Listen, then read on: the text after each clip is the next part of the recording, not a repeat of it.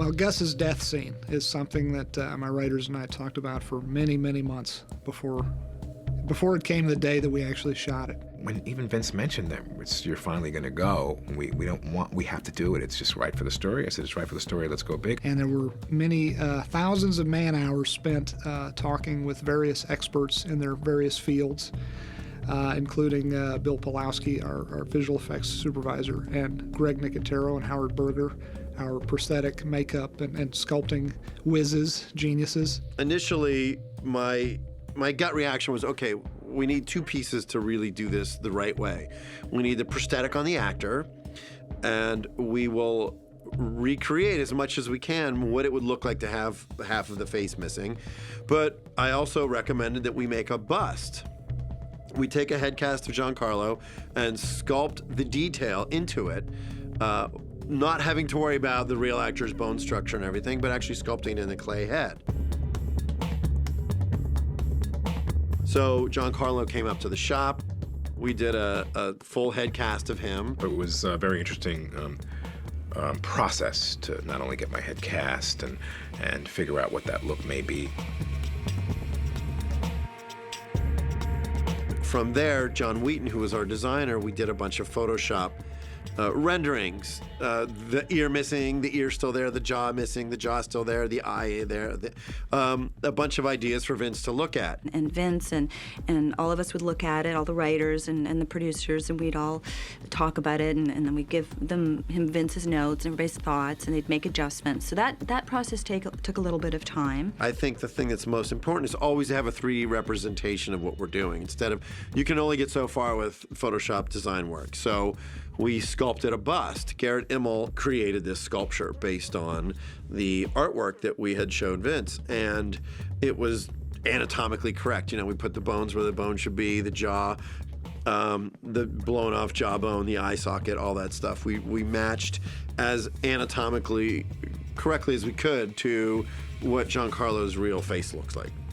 And from that point on, we then sculpted a matching prosthetic that he would wear that simulated the exact same look. Once this was all approved and everybody loved it, we went ahead and we sculpted a makeup. And this is actually the makeup that's going to go onto his face. So it's pretty much a duplicate of this damage, minus all these pieces that are all blown inward, you know, all the pieces that are missing, which will then be digital augmentation. Then I'll take a marking pen and then put little tracking marks over the makeup.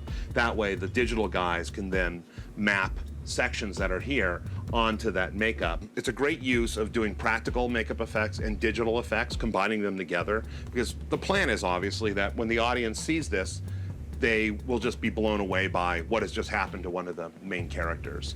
It won't be like, wow, that was a cool effect, or that was a cool makeup, or that was a cool digital effect. It'll be shocking and gutting that this is what happened to this one character.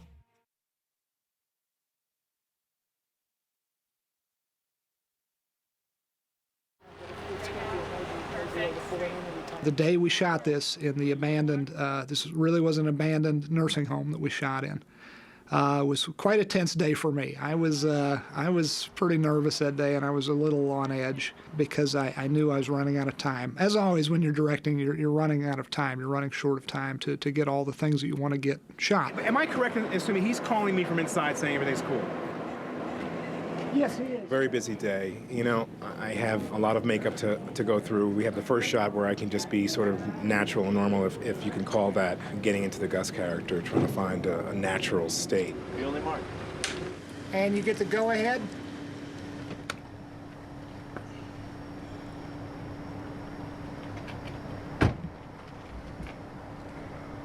I decided this morning that I would put on a different pair of glasses and I'd roll in the van as Giancarlo, just to sort of start a little easier.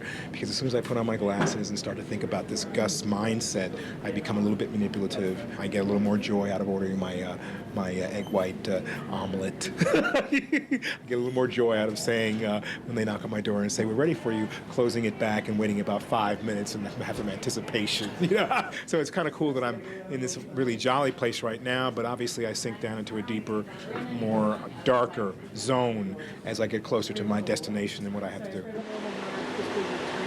I can do it. Absolutely. We absolutely knew that season 4 was leading to the demise of Gus. We knew from the beginning.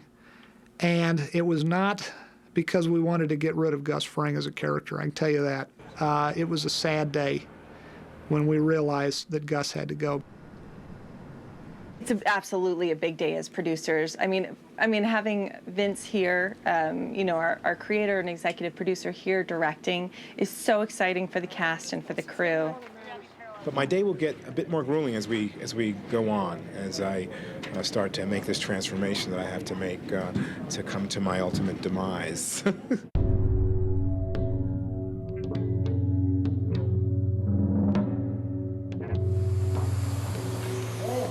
You know, the funny thing about the damage of the room post-explosion, it takes an awful lot of work to make a room look so messed up. This was, this morning, a nice pristine room. We took the window out, we put in our window, another window. We have about 3 sets of those windows.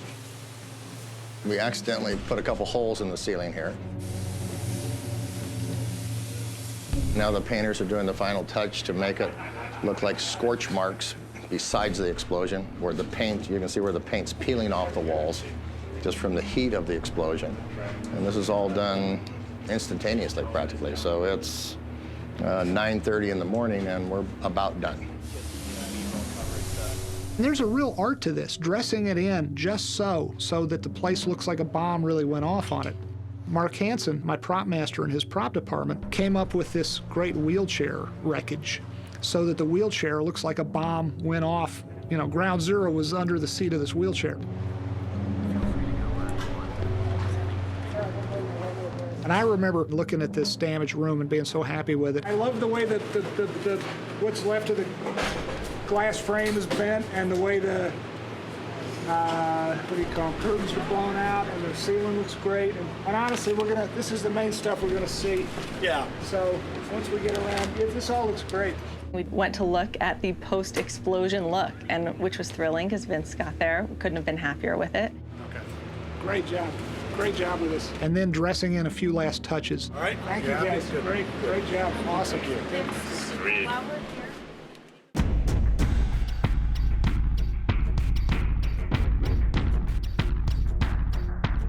You want me to use black dot on any of the bone? It's gonna be this is the color, right? Yeah, it'd probably be somewhere like in there. I'm gonna definitely gray it, or gore it up and gray it up a bit. For this episode, we're just gonna be augmenting the makeup appliance with digital effects. Maybe even yellow, just something that we can really read. The tracking marks will allow us to digitally replace part of the jaw and part of the side of the head as needed. Yeah, probably about that size. Okay. And we can make it a little bit bigger by just Yeah, whatever you want. Can you make it bigger while we're out on set? I can do whatever you want. Okay. Yes. I can't make it smaller, but I can make it bigger. Okay.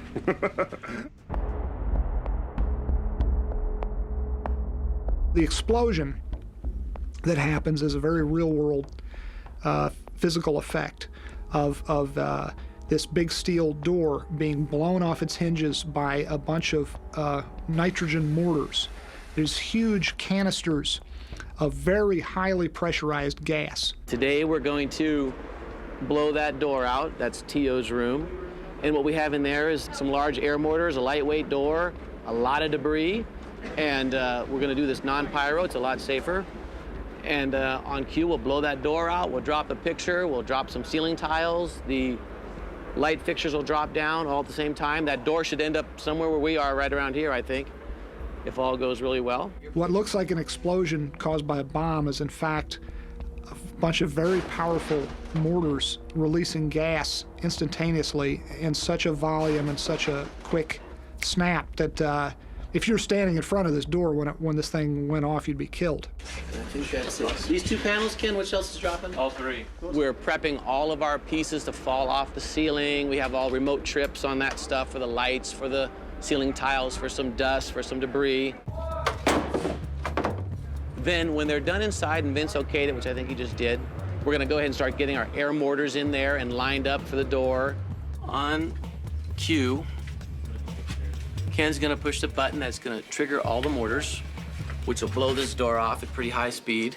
The second he senses that or hears that, Mike is going to trigger all of these to drop, and ideally, the wind and the door will catch them, and take them with them. I want some big pieces flying that way. And ideally, this door will come out a little bit sideways like this so that they can see the burn side of the door. That's our hope. And when it comes over here, it's gonna hit this to stop it, and we hope it, I don't think it's gonna knock this over, but I think it's gonna break over this.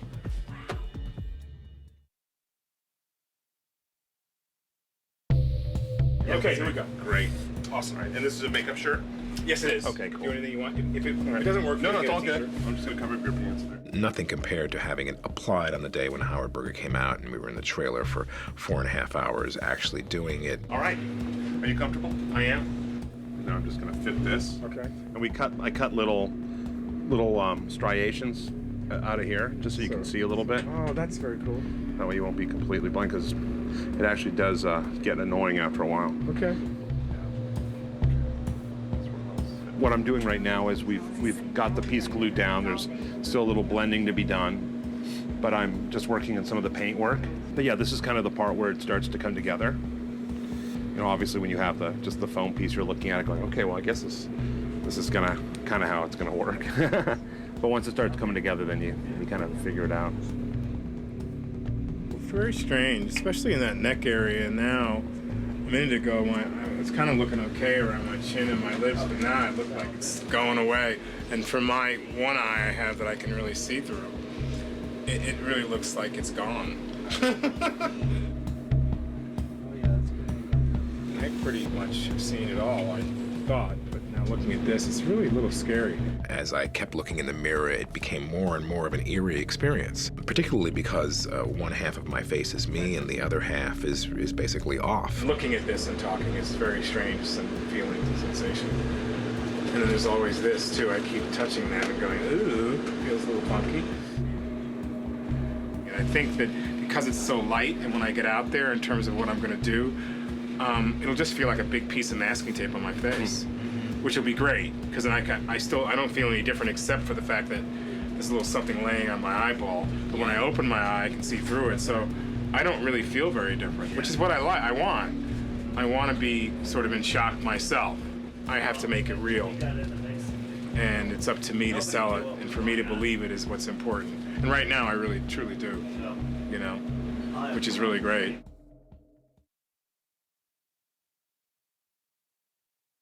We're going to cut to something like a 21 or so, something that holds us floor to ceiling. And we're going to see this explosion obliquely. I always pictured and I always pitched to the writers Gus's death being this explosion, but then the aftermath, you know, boom, the bomb goes off and you see the door go flying, you see this nursing home explode. The door's going to go boom and some tiles are going to come down, this light's going to go off, the door's probably going to knock into this bookshelf. Once the smoke was clearing from that explosion, I always pictured Gustavo Fring walking out, appearing seemingly unscathed. And then yet the camera comes around on him, and we reveal this horrific damage. Half his face is gone. And Andy on his Steadicam comes around and slowly reveals as we clock around his face that half his head is actually gone. And it involved making one seemingly uninterrupted, seamless take actually be composed out of two separate takes. What a great reel. He was on the phone and he turned. Yeah, how about that? I was just talking about good. I was very apprehensive. And after stepping out of the trailer, walking to the set, there are all the reactions that come from people before we've even shot it. Maybe a little more, could maybe some of this hair be, maybe maybe some more, like, More cinch back. Sure, absolutely. Hey, yeah, no worries. And so I remember my instinct, I wanted to go through the back door. I didn't want people to see me.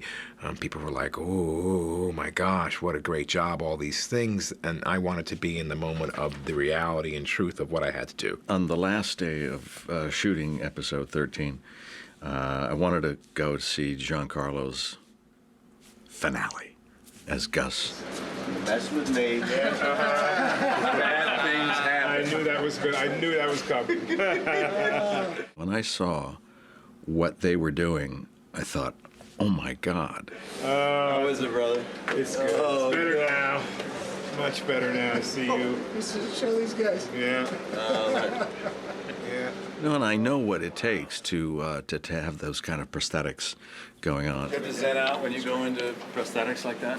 Yeah, you have to relax. Yeah. And also emotionally, what's going on with you. It's like your character is going to die in this spectacular way, but still, he's going to die. And I've been in that situation many times. What I was talking about. It took me a few minutes. Hi. And what are you going to look like? You mean he's going to look like that and I'm going to look like this? Well, yeah. Yeah. Okay. Well, my character ends up in the air. We don't know what happens. Okay. We know what happens to you. You look like one of those books they gave me in health where you turn a transparent page and you see inside the body. Oh, I remember You need a Boys, you need a transparent This thing is over what it. happens when you mess with dirty girls. Syphilis in its later stages. It was fun to see that, and yet knowing, as everyone did, that that was the end of Gus Fring was, 3 years in the making. It's very exciting. We're about to blow up this room behind us here, and it's very exciting to watch, and wondering how loud it's going to be. But we've seen lots of tests. Our special effects crew is awesome. They do a great job always. So we've seen lots of video tests, but now is the big moment with all the different elements all coming together. And it should be very exciting. We're going to clear this entire area because the blast is pretty big. It's very strong. So the whole area will be clear, except for our cameraman who's raking it, so he'll be safe. And we're all going to be in Video Village watching the monitors or hiding in various safe places around the set. And everybody will stay out until the special effects guys say, okay, all's clear. Orders have gone off, explosion's done, and we can all step in. And then we'll set up for the reveal of Gus. Fire in the hole. Fire in the hole. Stay clear. Rolling. 3, 2, 1.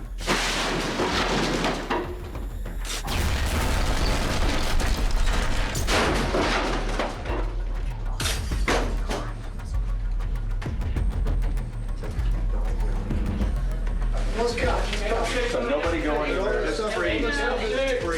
Boom, the door goes flying.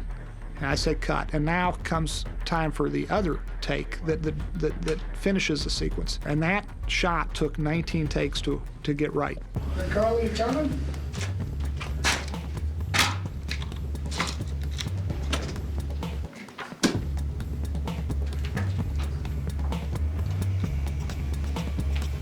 Door.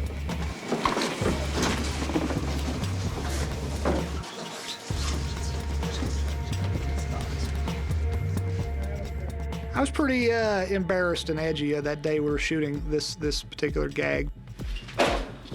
Cut. Very good.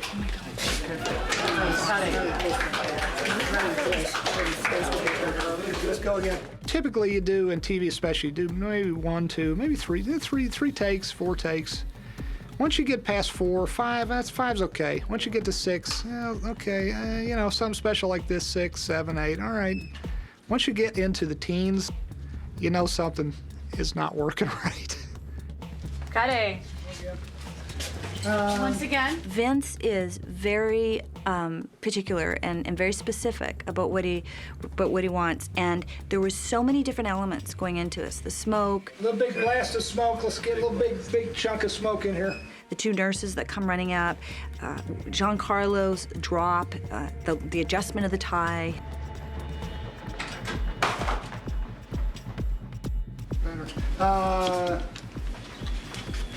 Cut. Very Cutting. Good. I knew this had to be perfect, and it had to be perfect in one uninterrupted flow. So I needed it to be just so. And I got more and more nervous the more takes it went. Cut. Cutting. And then Giancarlo is such a trooper. He's such a pro.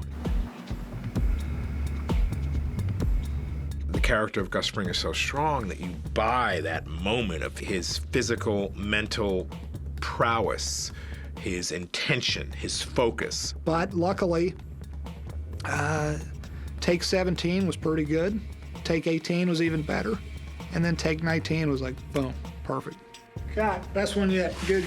So Vince did 19 takes, and he used the 19th take. And when we were in post, we looked at all 19 takes, and and Vince picked the 19th one, but I believe, and I could be wrong about this, I have to check with the editor, but I believe he asked the editor to not tell him which take was which until afterwards, and it was, in fact, the 19th take that he picked. But I'm proud to say we used take 19. We didn't go back and shoot 19 takes and then go back and use number 1.